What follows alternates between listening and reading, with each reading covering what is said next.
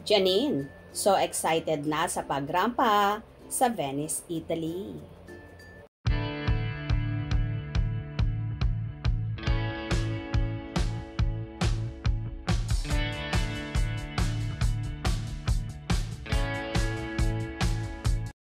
As we write this, nagre-ready pa lang si Janine Gutierrez para sa red carpet premiere ng Pantos Mia movie ni Direk Love Diaz, kung saan co-star siya ni Ronnie Lazaro.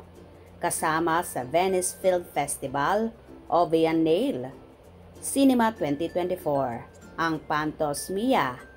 Pero hindi in competition ha. Ipapalabas lang ito sa Sala Casino ng 2:30 p.m. September 2. Chika nga sa amin ni Janine, sobrang excited siya sa nasabing event. Bukod sa kanilang red carpet premiere, enjoy na enjoy rin si Janine ang paglibot sa Venice.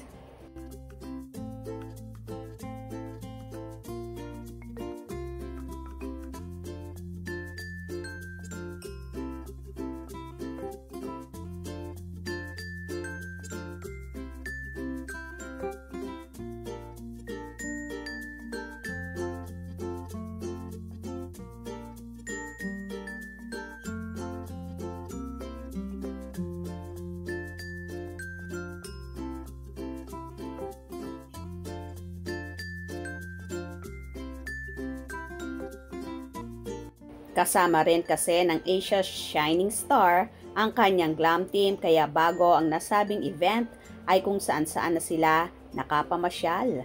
Sa huling tsikahan nga namin ni Janine ay naikwento niyang lumipat na rin siya sa isang hotel na malapit sa venue ng kanilang red carpet premiere para mas madali siyang makapunta sa Pantos Mia's event.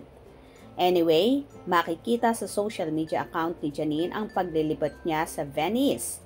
May ilang mga Pinoy rin kaming nakatsikahan na nagsasabing nakita nila si Janine at nakapagpa-picture sila.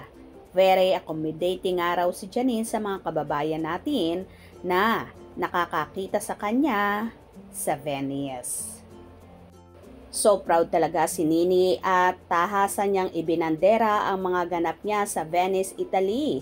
At nakaka-proud lang talaga dahil bahagi siya ng naturang event na yon. Anong inyong masasabi sa video na ito? Comment below.